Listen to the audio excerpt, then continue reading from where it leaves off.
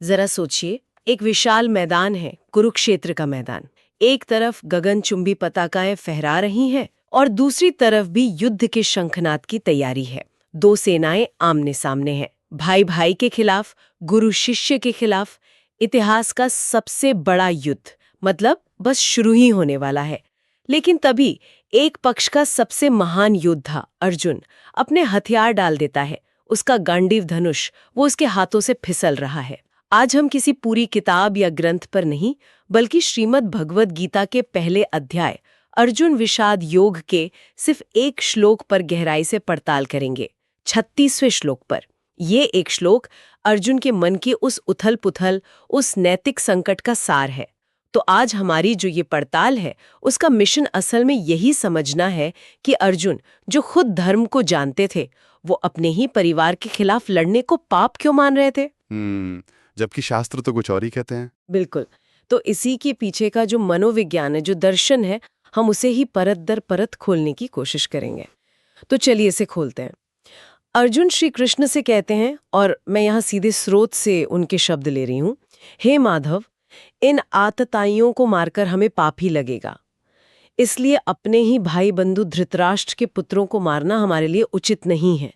हे माधव, अपने ही स्वजनों को मारकर हम कैसे सुखी हो सकते हैं? अब इस एक श्लोक में ही कितना विरोधाभास है।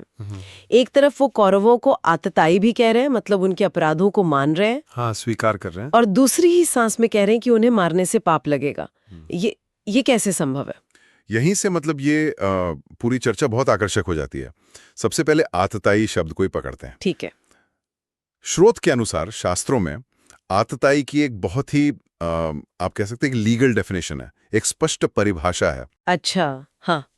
आतताई 6 प्रकार के होते हैं, जो घर में आग लगाए, जो विष दे, जो हथियार लेकर मारने दौड़े, जो धन लूट ले, जो खेत या जमीन हड़प ले, और जो पराई स्त्री का हरण करे। अब अगर हम कौरवों के कर्मों की सूची देखें, तो उन्होंने पांडवों के खिलाफ इनमें से मतलब लगभग हर अपराध किया था। हाँ, लाक्षागृह में आग लगाना, भीम को जहर देना, बिल्कुल, छल से उनका राज्य छीनना, और वो भरी सभा में द्रौपदी का अपमान। सही बात है। तो इस परिभाषा के अनुसार वे सभी पूरी तरह से आतताई थे। यानी इसमें कोई शक या भ्रम की गुंजाइश ही नहीं है। वो अपराधी थे और अर्जुन ये जानते भी थे। बिल्कुल। और यहीं पर दूसरा महत्वपूर्ण बिंदु आता है। शास्त्र ये भी कहते हैं कि ऐसे आतताई को मतलब सामने देखकर, हाँ, अगर कोई उसे मार भी दे तो उसे कोई पाप नहीं लगता। अच्छा, तो ये पाप नहीं है? बिल्कुल नहीं, बल्कि एक राजा या क्षत्रिय के लिए तो ये उसका, आप कह सकते हैं, परम कर्तव्य है कि वो ऐसे अपराधियों का वध करे और समाज में न्याय की स्थापना करे। तो यहाँ अर्जुन एक बहुत अजीब स्थिति में है। वो अपने शत्रुओं को आतताई मान भी रहे हैं, मान रहे, लेकिन फिर भी उन्हें मारने को पाप कह रहे हैं, जो कि शास्त्रों के हिसाब से मतलब पूरी तरह गलत है। शोध इसी को धर्म का भ्रम या धर्म संकट कहता है।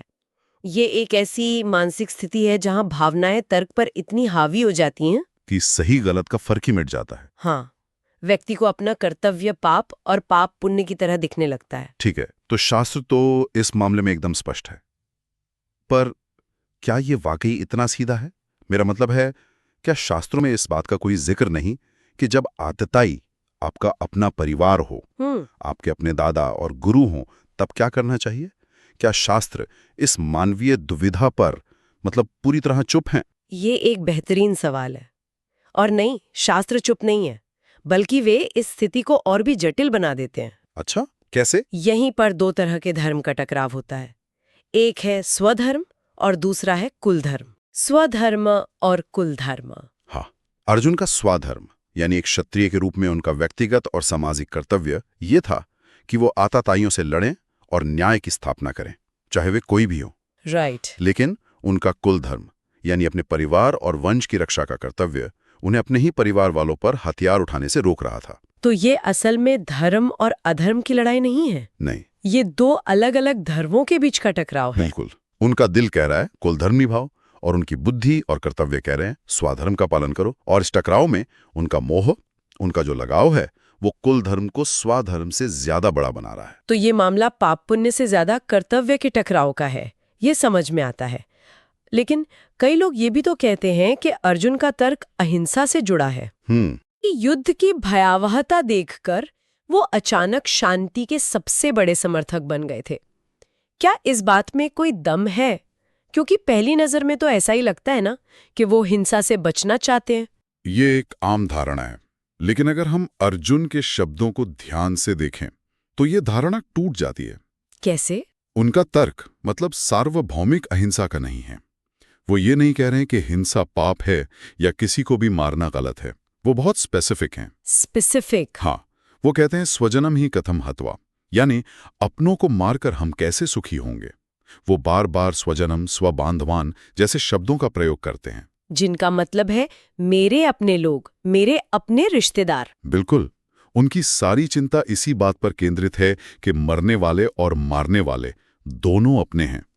अगर उनके सामने कोई विदेशी सेना होती, कोई बाहरी शत्रु होता, तो शायद वही अर्जुन एक पल के लिए भी नहीं हिचकिचाते। इसका मतलब ये हुआ कि उनकी नैतिकता सिलेक्टिव थी, मतलब एक तरह की सिलेक्टिव मोरालिटी, कि अपनों के लिए नियम अलग और परायों के लिए अलग। आप इसे सिलेक्टिव मोरालिटी कह सकते हैं, या मनोविज्ञान की भाषा में इसे इन ग्रुप फेवरेटिज्म कह सकते हैं। इन ग्रुप फेवरेटिज्म। हाँ, ये एक तरह का कॉग्निटिव बायस है, एक मानसिक झुकाव जो हर इंसान में होता है। हम अपने समूह, अपने परिवार, अपने देश के लोगों के दोषों को अनदेखा करने या उन्हें कम आंकने की प्रवृत्ति रखते हैं, और बाहरी समूह के लोगों पर ज्यादा कठोरता से निर्णय लेते हैं। सही बात है।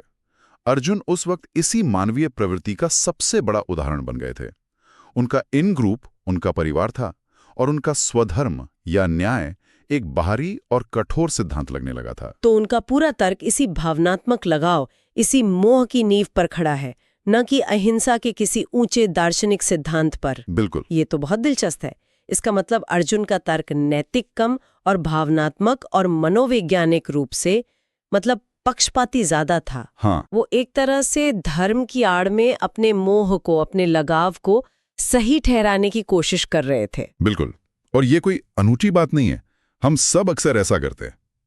हाँ, करते तो हैं। मोह एक ऐसे चश्मे की तरह है जो हमें सच को उसके असली रूप में देखने नहीं देता, ये बुद्धि को ढक लेता है। इसे एक और उदाहरण से समझते हैं। बताइए। सोचिए, एक बहुत काबिल सर्जन है जिसे दुनिया का सबसे मुश्किल ऑपरेशन करना है। वो पूरी तरह तैयार है, लेकिन फिर उसे पता चलता है कि मरीज उसका अपना इकलौता बच्चा है। ओह! अब क्या होगा? अचानक उसके हाथ कांपने लगेंगे, उसका आत्मविश्वास डगमगा जाएगा। उसका पेशेवर कर्तव्य, उसका स्वधर्म कहता है कि ऑपरेशन करो, यही बच्चे को बचा सकता है। लेकिन उसका मोह, उसका डर कहेगा कि अगर मुझसे कोई गलती हो गई तो। एग्जैक्टली। अर्जुन का संकट ठीक इसी डॉक्टर जैसा है, बस उसका ऑपरेशन थिएटर कुरुक्षेत्र का मैदान है और मरीज उसके अपने ही प्रियजन हैं। वाह, ये तुलना इस पूरी दुविधा को बहुत बहुत स्पष्ट कर देती है। ये कर्तव्य और मोह के बीच की एक बहुत ही व्यक्तिगत और दर्दनाक लड़ाई है। चलिए एक पल के लिए उनके सारे तर्कों को मान लेते हैं कि ये मोह है, ये पक्षपात है, लेकिन उनका जो आखिरी और सबसे मानवीय सवाल है, हाँ। अपने ही स्वजनों को मारकर हम कैसे सुखी हो सकते हैं, क्या ये पूरी तरह से खारिज किया जा सकता है? नहीं। इसमें कोई शास्त्रार्थ नहीं है, कोई जटिल दर्शन नहीं है, बस एक सीधा, सरल और गहरा मानवीय सवाल है। ऐसी जीत का क्या फायदा जो आपको अकेला कर दे? नहीं, इसे बिल्कुल खारिज नहीं किया जा सकता, और शायद यही अर्जुन का सबसे शक्तिशाली तर्क है। क्यों? क्योंकि ये तर्कशास्त्र या धर्मशास्त्र से नहीं, बल्कि सीधे इंसान के दिल से निकलता है। ये भविष्य की चिंता है। अर्जुन एक ऐसी जीत की कल्पना कर रहे हैं जिसके बाद जश्न मनाने के लिए कोई अपना बचेगा ही नहीं। हर तरफ लाशों के ढेर होंगे, विधवाओं का विलाप होगा, और सिंहासन पर बैठने वाला राजा नितांत अकेला होगा। ये तो एक बहुत ही व्यवहारिक चिंता है। हाँ, और दूरदर्शी भी।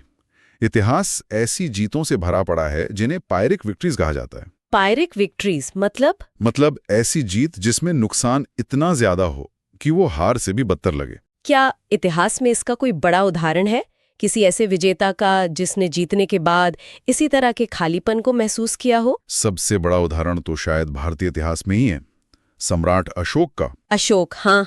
कलिंग युद्ध जीतने के बाद जब उन्होंने युद्ध भूमि में लाखों शवों और उजड़े हुए परिवारों को देखा तो उनका हृदय परिवर्तन हो गया। उन्हें अपनी जीत एक भयानक अपराध की तरह लगी। सही बात है। उस जीत ने उन्हें सुख नहीं बल्कि एक गहरा पश्चाताप दिया, और उसी पश्चाताप ने उन्हें चंड शोक से धम्म शोक बना दिया। तो अर्जुन की ये चिंता कि खून से सना हुआ राज्य सुख नहीं दे सकता कोई काल्पनिक डर नहीं है? नहीं, बिल्कुल नहीं। ये एक ऐतिहासिक और मनोवैज्ञानिक सच्चाई है। हाँ। तो फिर कृष्ण इस तर्क का क्या जवाब देते हैं? क्योंकि एक ऐसा सवाल है जिसका कोई आसान जवाब नहीं हो सकता। क्या कृष्ण इस मानवीय पीड़ा को पूरी तरह से नकार देते हैं या वो सुख की परिभाषा ही बदल देते हैं? यहीं पर मतलब गीता का असली उपदेश शुरू होता है।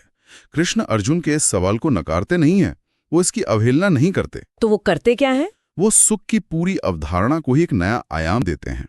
अर्जुन जिस सुख की बात कर रहे हैं वो परिणाम आधारित है, आउटकम बेस्ड हैप्पीनेस। अच्छा, मतलब अगर युद्ध का परिणाम अच्छा होगा, सब लोग जीवित रहेंगे, तो मैं सुखी हूंगा। बिल्कुल।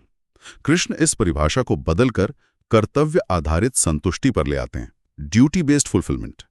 उनका संदेश ये है कि सच्चा सुख परिणाम में नहीं बल्कि अपना कर्तव्य निस्वार्थ भाव से करने में है, फल की इच्छा किए बिना कर्म करना। तो जीत या हार, खुशी या गम, ये सब परिणाम हैं जो हमारे हाथ में नहीं है।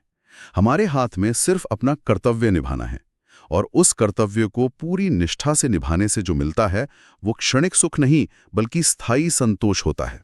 तो इन सब का क्या मतलब है? आज की इस गहरी पड़ताल से जो मुख्य बातें निकल कर सामने आती हैं वे ये हैं कि अर्जुन का संघर्ष सिर्फ युद्ध जीतने या हारने का नहीं था। नहीं, ये कई स्तरों पर एक गहरा आंतरिक संघर्ष था।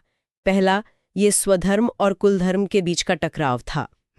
दूसरा, यह तर्क की आड़ में मोह या वो जो आपने कहा इन ग्रुप फेवरेटिज्म जैसे मनोवैज्ञानिक पक्षपात का प्रदर्शन था। सही है। और आखिर में ये परिणाम आधारित सुख और कर्तव्य आधारित संतोष के बीच का एक दार्शनिक सवाल था। अर्जुन का एक श्लोक असल में हर इंसान के जीवन में आने वाले इन संघर्षों का प्रतीक है। बिल्कुल सही कहा। और यहीं पर अर्जुन का विषाद, उनका ये गहरा दुख पूरी मानवता के लिए एक वरदान बन जाता है। तो ये एक बहुत दिलचस्प बात है, क्योंकि अगर उन्हें ये धर्म संकट न हुआ होता, अगर उन्होंने ये सवाल न उठाए होते, तो शायद दुनिया को गीता का वो दिव्य ज्ञान कभी नहीं मिलता जो आज भी करोड़ों लोगों का मार्गदर्शन करता है। सही बात। कभी-कभी सबसे गहरे सवालों से ही सबसे बड़े जवाब निकलते हैं। ये एक महत्वपूर्ण सवाल भी हमारे लिए छोड़ जाता है।